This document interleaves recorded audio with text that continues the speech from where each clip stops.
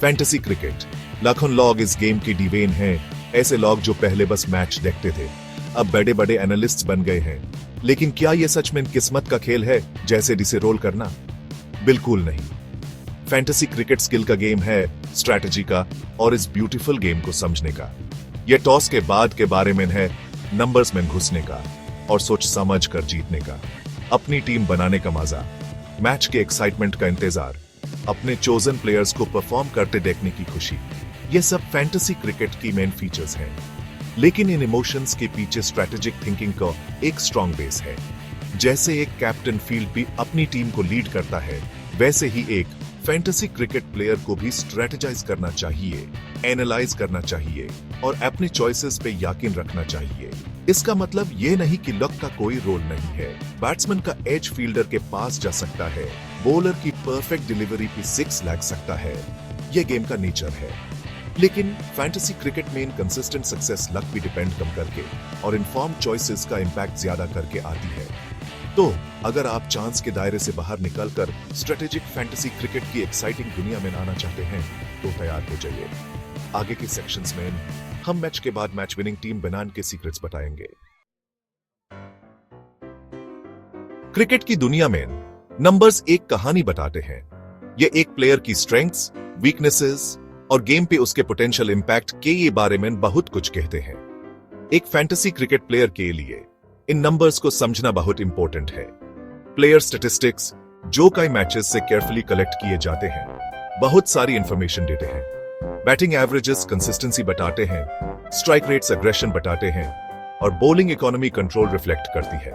ये नंबर्स एक प्लेयर की कैपेबिलिटीज की झलक दिखाते हैं, जिसे आप उनकी सुइटेबिलिटी अपनी फैंटेसी टीम के लिए एसेस कर सकते हैं। लेकिन सिर्फ स्टैटिस्टिक्स पूरी पिक्चर नहीं दिखाते। रीसेंट फॉर्म, प्लेयर का लास्ट फ्यू मैचेस में परफॉर्मेंस भी उतना ही इंपॉर्टेंट है। एक बैट्समैन जो फॉर्म में हो, इवन अगर उसका करियर एवरेज काम हो, वो वैल्यूएबल एसेट हो सकता है। सिमिलरली, एक बॉलर जो अपनी रिदम पकड़ रहा हो, वो गेम चेंजर हो सकता है। प्लेयर न्यूज और अपडेट्स पे नजर रखिए। क्या कोई बैट्समैन आजकल कमाल खेल रहा है? क्या कोई बॉलर इंजरी से रिटर्न कर रहा है? ये फैक्टर्स जो अक्सर इग्नोर कर दिए जाते हैं, एक प्लेयर की परफॉर्मेंस और आपकी फैंटेसी टीम की सक्सेस को बहुत अफेक्ट कर सकते हैं। याद रखिए, फैंटेसी क्रिकेट की गेम में इंफॉर्मेशन की है।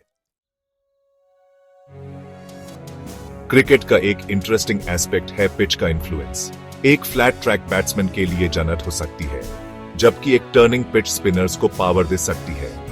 इन नुआंसेस को समझना एक सक्सेसफुल फैंटेसी टीम बनाने के लिए बहुत इंपॉर्टेंट है। पिच रिपोर्ट्स जो ज्यादातर मैचेस से पहले अवेलेबल होते हैं, सरफेस की नेचर के बारे में वैल्यूएबल इंसाइट्स देते हैं। क्या यह हाई स्कोरिंग एनकाउंटर होगा या लो स्कोरिंग थ्रिलर? क्या स्पिनर्स का रोल होगा या पेसर्स डोमिनेट करेंगे? ये वो क्वेश्चंस हैं जिनके जवाब पिच रिपोर्ट दे सकती है। पिच रिपोर्ट के आधार पर आप अपनी टीम सिलेक्शन टेलर कर सकते हैं। स्पिन फ्रेंडली ट्रैक भी एक्सपीरियंस्ड स्पिनर्स और बैट्समैन जो स्पिन अच्छे से खेलते हैं, उनको चूज करना इंपॉर्टेंट हो जाता है। सिमिलरली, पेस फ्रेंडली पिच भी स्विंग बॉलर्स और बैट्समैन जो फास्ट बॉलिंग के अगेंस्ट स्ट्रांग हैं, उनको चूज करना जीत और हार का डिफरेंस हो सकता है। याद रखिए, एक टीम जो एक पिच के लिए परफेक्ट बैलेंस हो, वो दूसरी पे फेल हो सकती है। अडेप्टेबिलिटी की है। पिच को रीड करना और उसके इंपैक्ट को एंटिसिपेट करके आप अपने फैंटेसी क्रिकेट जर्नी में एक बड़ा एज गेन करते हैं।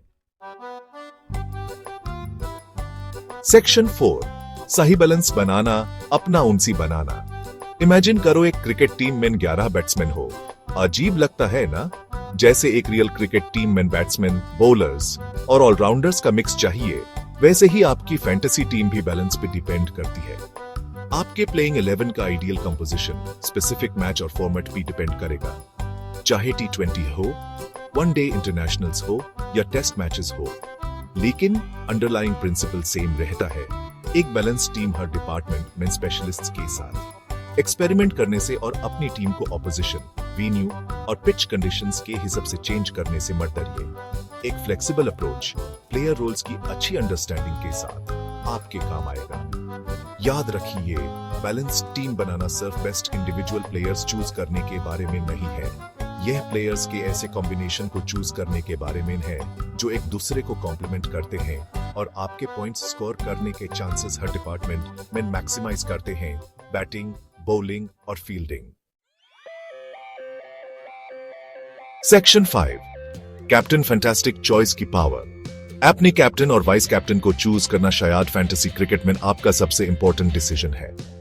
ये सिलेक्शंस आपकी टीम के परफॉर्मेंस को बना या बिगाड़ सकते हैं, क्योंकि इनके पॉइंट्स ज्यादा होते हैं। कैप्टन के डबल और वाइस कैप्टन के 1.5 टाइम्स। तो इन इंपॉर्टेंट रोल्स के लिए आप किस पे भरोसा करेंगे, जबकि कोई मैजिक फॉर्मूला नहीं है। कुछ इंपॉर्टेंट फैक्टर्स हैं जिन पे ध्यान देना चाहिए।